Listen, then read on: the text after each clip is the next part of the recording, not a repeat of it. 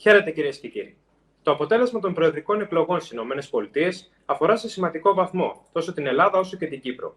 Ντόναλντ Τραμπ και Κάμαλα Χάρις έχουν εντελώς διαφορετική προσέγγιση όσον αφορά την Ανατολική Μεσόγειο. Για όλες τις τελευταίες εξελίξεις θα συζητήσουμε με την ελληνικής καταγωγής βουλευτή του Δημοκρατικού Κόμματος, Ντίνα Τάιτους. Miss Τάιτους, welcome to euronews. Thank you. Thank you for having me. So, under Biden's presidency, the ties between the US and Cyprus became stronger. We saw President Christodoulidis visited Washington and President Biden expressed his support. Do you believe that Kamala Harris will follow the same path? Well, some of the State Department may change, Secretary of State, but she has a similar approach in terms of respecting our allies, supporting NATO, and taking a diplomatic kind of institutional approach to foreign policy. The last 4 years, the doors of the White House were closed for President Erdogan. Do you believe that the Turkish president will face more problems if Kamala Harris wins? Well, Erdogan is certainly not a reliable ally. He has proven that both in individual relations with us, through NATO, and with Greece and Cyprus. If Trump wins, he will cozy up to him. He likes those kind of strongman approaches, and he does not respect NATO. So I think that Cyprus and Greece relations with the U.S. in terms of Turkey are much better under Kamala Harris than they would be under Donald Trump. Kamala Harris said that her presidency won't be like Joe Biden's presidency. What's her vision for the United States?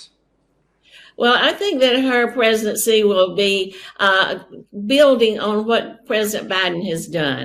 You know, he has put in place a lot of programs that got us out of COVID, got us out of a near recession, built infrastructure, expanded health care. So I think she will build on those things and perhaps expand them, add to them. She's already talking about a housing plan, talking about doing expanded Medicare. I think you will see that, but I don't think it will be a dramatic change in terms of the direction of the country. The global community knows a lot about the profile of Donald Trump, but we don't know many things about Kamala Harris. Can you tell us what she did for the people as senator or Vice President of the United States? Well, she has experience. She served on the Foreign Affairs Committee in the Senate, and she has been by President Biden's side through a number of very important international decisions. She has met with a number of the leaders from around the world, so she is not going to be a stranger. As far as her diplomatic policy, I believe it will still be a strong NATO, respecting our allies, standing up to the Soviet Union and Ukraine, and certainly Greece and Cyprus have been allies there. You will see Ukraine abandoned under a Trump administration, recognizing that China is a competitor, but looking for ways to be cooperative there as opposed to just in conflict situations. Last but not least, you represent Nevada, a swing state.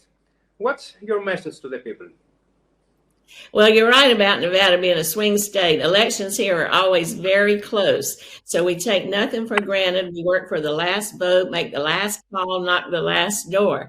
But right now, the message is a lot about the economy. You know, Nevada, like Greece, relies a lot on tourism. That's the basis of our economy. And it was hit very hard during COVID, but it is coming back now. And so we need to be sure of two things, that the recovery lasts, it's resilient, it lasts over time. And second, that it benefits all the people of Nevada, not just those at the top. And that's the message that I'm relaying to my constituents. Ms. Taitus, thank you for your time. Thank you very much. Ευχαριστώ. Κυρίες και κύριοι, σας ευχαριστούμε που μας παρακολουθήσατε. Μείνετε συντονισμένοι στο euronews.